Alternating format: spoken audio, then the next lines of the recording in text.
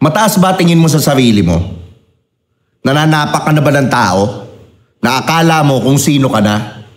Kung may kaibigan kang ganito or feeling mo ganito ka, panoorin mo tong video na to.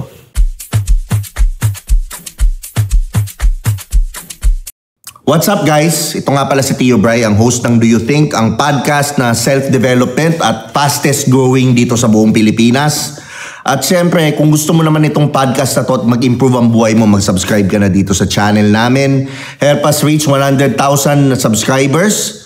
And also, you can follow us on Spotify para i-rate nyo yung podcast din para makatulong sa algorithm. Maraming salamat sa Tritone Studios at Tritone Entertainment. Bro, be honest. Mas malapit ka ba sa Diyos kapag mababa ang loob mo? O kapag mataas ang tingin mo sa sarili? At bakit tuwing lumalaki ang ulo natin, may nangyayaring bumabasag para lang matauhan tayo? Today, pag-uusapan natin bakit mahalaga ang humility, bakit pride ang ugat ng deadly sins, paano tayo pinupull down ni God out of love, at paano manatiling grounded kahit umaangat ka sa buhay. Humility versus pride. Ang humility ay kawalan ng tiwala sa sarili. Humility is equals totoong tingin sa sarili. Okay. Ang humility, hindi ito ibig sabihin kawalan ng tiwala sa sarili. Ang humility ay totoong tingin sa sarili. May lakas ako, may limitasyon ako, lahat ng meron ako, regalo. Ang pride doesn't equal to confidence. Ang pride, ang totoong ibig sabihin ay pagtaas ng sarili higit sa Diyos at sa kapwa. Di na marunong tumanggap ng koreksyon, tulong o katotohanan. Classic line sa scripture, God opposes the proud, but gives grace to the humble. Ibig sabihin, kapag mataas ang ulo, umiiksi ang biyaya. Kapag mababa ang loob, umaagos ang grasya. Diba? At bakit pride ang una sa deadly sins? Historically, tinawag ang pride na root kasi sa kanya kumakapit ang iba. Inggit, galit, kasakiman, katamaran, kalibugan, katakawan. Bakit? Pride ang nagsasabing, ako ang bida. Ako ang source. Kapag ikaw na ang Diyos sa kwento mo, wala nang puwang si God, wala ring puwang ang tao. Lahat nagiging tool, kaya disconnection ang bunga. Una sa Diyos, sunod sa kapwa, at huli sa sarili. Ngayon, paano tayo nadi-disconnect ng pride? Ito yung number one, hindi ka na marunong makinig. Lagi ka na lang tama. Lagi ka na lang ikaw ang sagot. Ano resulta nito? Wala kang growth sa buhay. Perfect example. Pag pumasok ka sa isang kwarto na puro bilyonaryo, for perfect example, tapos ikaw, mamaro ka, lahat alam mo, magaling ka, daldal ka ng daldal doon, hindi ka marunong makinig, you just missed an opportunity. Ano yung opportunity? Na magsalita yung bilyonaryo at may matutunan ka sa kanya. Bakit nga naman siya magsasalita? Putang ina, alam mo na lahat. Diba? Bakit ka mag-share sa taong alam na ang lahat at napakayabang? Diba? Importante ang pagiging humble. Dahil kasi pag humble ka, madami kang matututunan sa mga tao sa paligid mo. Kahit na mas mababa pa sa'yo yan. Kahit bata nga ay may matutulog. Kahit bata nga ay may matututunan ka sa kanila. So always be humble. Pangalawa, hindi ka na nagiging marunong magpasalamat. Lahat deserve, kaya laging kulang.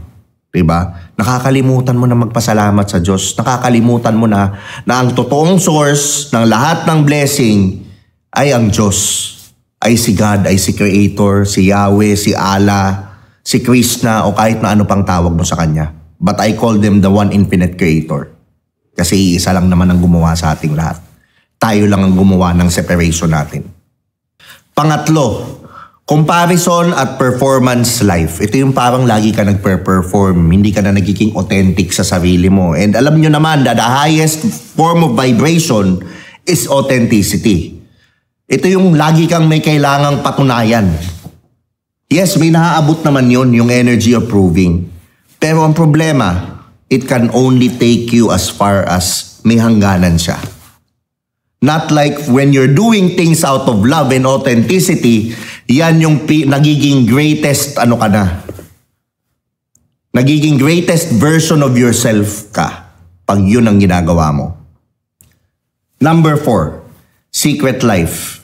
Meron kang mga sikretong buhay na hindi mo pinapakita sa iba. Meron kang maskarang sinusuot kasi takot kang mapahiya. Yan na yung mga taong magkaroon ba kayong kaibigan ganyan, napaka-hipokrito. Yung hindi pinapractice yung pinipreach nila. They're living a double life. Diba? You have to decide. Eto gusto ko lang i-share sa inyo, no? Bakit ako na may na-appreciate ako sa demonyo na trait? Okay. Ano yun? Diba? Bago ka magalit sa akin, diba? Bago mo ako i-judge, makinig ka muna. Okay. Ang demonyo, kahit dinuduraan na sila ng tao, di ba, kahit na minumura na sila ng mga tao, loyal sila sa path nila. Alam nila yung path nila. Na demonyo ko, mag-ahasik akong lagim, eto ang path ko. Kahit anong mangyari, eto ako.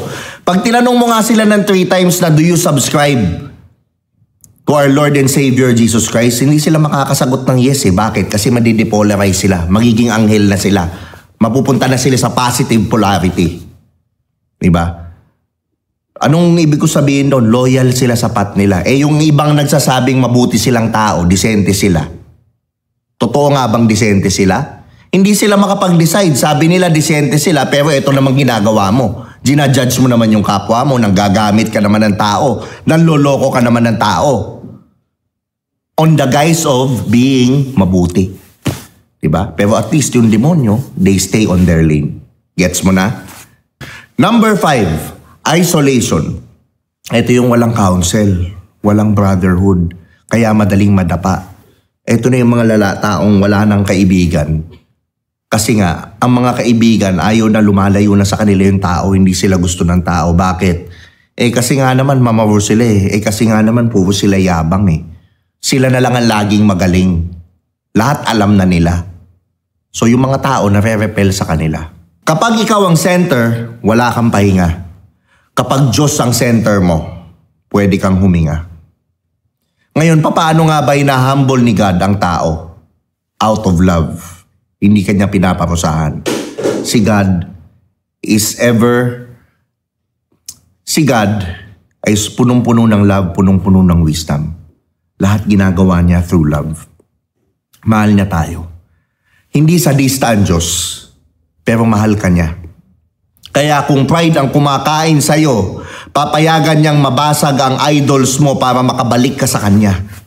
Kasi to be honest, gusto lang naman ni God maging humble tayo at lagi tayong lumalapit sa Kanya. Nang hubad, walang kahit na detached from everything.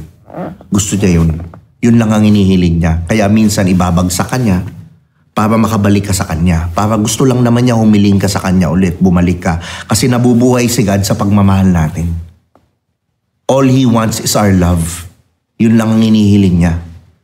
So kung ikaw, napaka-pride mo, alam mo na lahat, ang yabang mo na, nadidisconnect ka kay God. Ano yung common ways na ginagawa niya? Una-una, sinasarado niya yung mga pinto, closed doors, para di ka mapahamak sa maling pinto.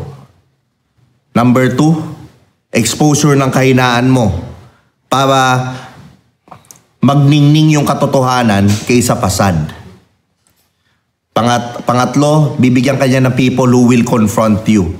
Tinatalo ng truth ang image. Ayan na yung mga taong nagsasabi na sa'yo, sasabihan ka na nila na, bro, medyo yumayabang ka na, medyo sana ma-appreciate mo sila. At huling-huli, ito na yung mga losses na hindi mo ine-expect para maalala mo ang buhay, di ba, is greater than the brand and the presence and the performance. Para mas mahalin mo ulit ang buhay, mas ma-appreciate mo, mas matuto ka, ibabagsak ka niya. Diba? Kaya nga, mas madami kang natututunan, to be honest, sa failure kaysa sa pagiging panalo Kasi yung pagiging panalo, kung panonoorin nyo, ito nga pala yung podcast namin ni Joseph Lim, ang pagiging panalo, wala kang, ang tinuturo niyan sa'yo, pag lagi kang nanalo, pagyabang, pagmamaro, yung lahat alam mo na. Wala kang natututunan dyan versus magiging humble ka. Hindi parusa ang lahat ng sakit. Madalas paanyaya. Anak, bumalik ka sa akin. Yun lang ang gusto niya. Basahin niyo yung proverb ng prodigal son. Saan ka huling binaba ng Diyos? Mag-reflect ka. Anong idols mo ba ang binasag? Pera ba to? Platform, relasyon, o image? Saan kanya sinira? At nung bumaba ka, mas nalapit ka ba sa kanya pagkatapos? Sige nga, mag-reflect ka, bibigyan kita ng 10 seconds.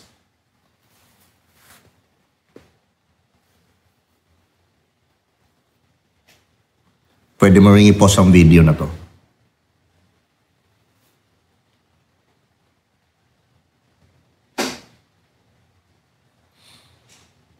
Ngayon, alamin naman natin bakit mahalaga ang humility sa lalaking may mission.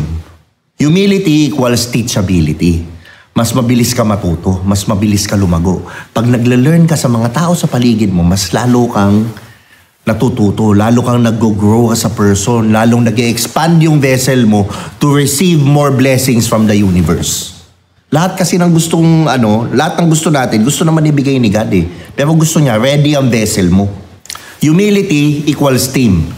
People follow presence, not pride. Humility equals protection. Kapag mababa ang loob mo, hindi ka madaling bulagi ng success. Humility equals grace magnet. Yun, magnet mo yung mga grace, di ba? Yung mga grasya ng Panginoon. Kapag marunong kang umamin, dumadaloy ang tulong from God and people. Pero yung ikaw mayabang, hindi ka marunong mag-receive, lahat kaya mo na, bahala ka dyan.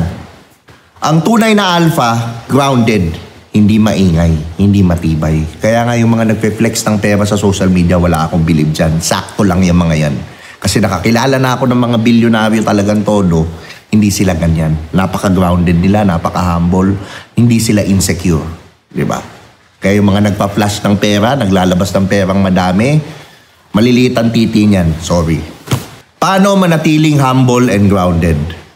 May 8 practices akong ginagawa niyan. Unang-una, i-examine mo yung sarili mo. 5 to 7 minutes sa gabi. Tanong mo sa sarili mo, saan ako nagpapasalamat today? Saan ako nag-flex or nag-fake? Saan ako tinuruan ni God today? I-reflect mo yon bago ka matulog. Number 2, hidden service. Gumawa ka ng isang kabutihan na walang makakaalam. Pinapatay nito ang craving for credit. Yan, gawin mo yan. Diba? Ako, to be honest, hindi ko lang pinapakita sa camera. Mas gusto ko pang sabihin yung bastos ako kaysa sa magpanggap ako sabihin ko sa inyong mabuti akong tao. Kasi ang importante naman sa akin, yung sinasabi ng sarili ko at sinasabi ni God sa akin. Wala akong pakialam sa mga sasabihin ng ibang tao. Yun lang, real talk. Number 3, confession and counsel. Magkaroon ng taong pwedeng pagsabihan, pastor, kuya bro, honesty over image. So, importante talagang meron tayong nakakausap kahit paano na isang tao. Number 4, Sabbath hour. Diniscuss ko na yan doon sa previous video ko. Makikita nyo dito. Diba? Isang oras na walang hassle. Basahin mo yung salita. Maglakad ka, manahimik, pakinggan mo yung puso.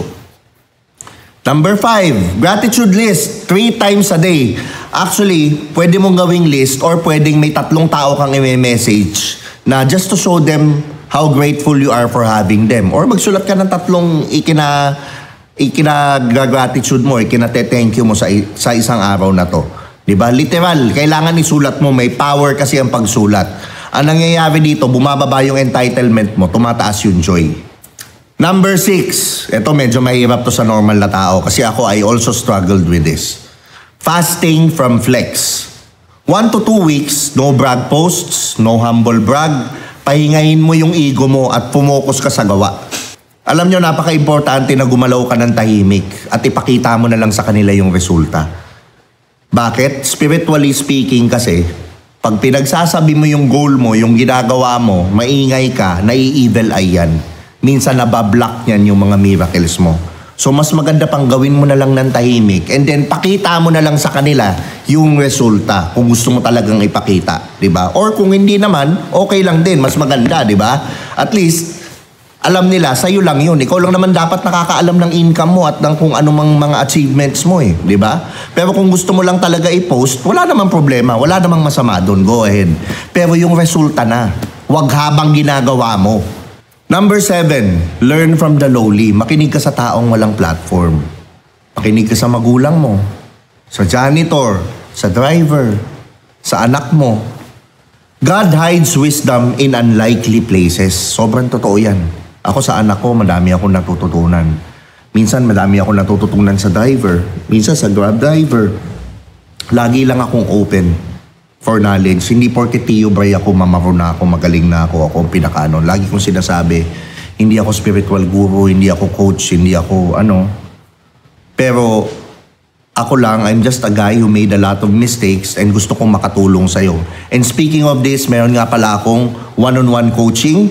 At kung interesado ka naman sa one-on-one coaching ko, 1 hour and a half po ito via Google Meet. Mag-email lang kayo sa tiobrightv@gmail.com. At doon, may paplano natin ang schedule. Again, hindi po ito libre. May energy exchange po ito. At para lang po ito sa seryoso. Pero kung wala ka pa namang budget, okay lang. Meron pa rin naman akong free content. Pero mas maganda lang siguro yung tailor fit sa'yo at mag-uusap tayo ng harapan. So, mag-email ka na dito. Number 8, i-pray mo to every morning. Pagising mo, gawin mo to. Panginoon, salamat sa lahat. Lahat ng meron ako, sa'yo galing. Gamitin mo ako ngayon. Ituwid mo ako kung kailangan. Tanggalin mo ang yabang na umahadlang sa grasya mo. Amen. Spiritually, napakaganda niyan. Napaka-refreshing yung prayer na yan. So again, meron tayong 7-day humility challenge. Action plan. Assignment ko sa inyo. Day 1, ito ang kailangan mong gawin. Magsulat ka ng 3 ikinakapasalamat mo ngayong araw na to. Tahimik to, 5 minutes. Mas maganda pagising mo. Doon mo gawin. Or bago ka matulog. Day 2, hidden service. Ito yung wala kang post, walang ano, na gumawa ka ng mabuti sa kapwa, na walang bragging, walang whatever. Day 3, message of apology or thanks sa taong iniiwasan mo. Diba? Pakawalan mo na yan, yung mga kaaway mo, yung mga sama ng loob mo, pakawalan mo na yan kasi umahabang yan sa blessing mo.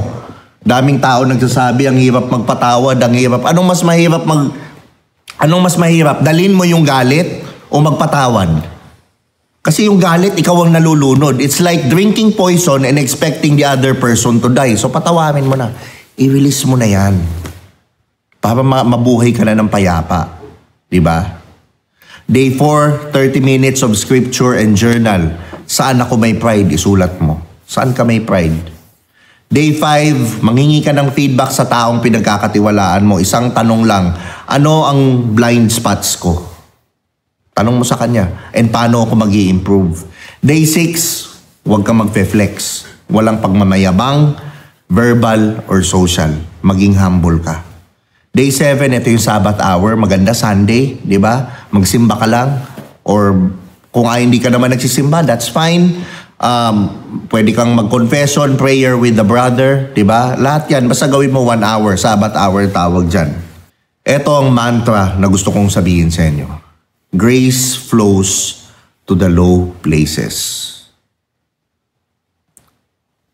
Again, grace flows to the low places. So maging open ka lang. Kasi yung grasya, nilalagay ni God yan sa mga unexpected places natin. Kung pinakamalaking hadlang sa biyaya ang pride at pinakamalaking daanan ng biyaya ang humility, do you think panahon na para bumaba ka muna, para mas makalapit ka sa Diyos, at mas maging tunay na lalaki para sa pamilya mo at sa mundo? Kung oo, simulan mo na yung 7-day humility challenge. At kung may kapatid kang kailangang makarinig nito, i-share mo na to, mag-like ka na, mag-subscribe ka na, I'm with you. Bumaba ka para lumapit na yung mga grasya sa'yo.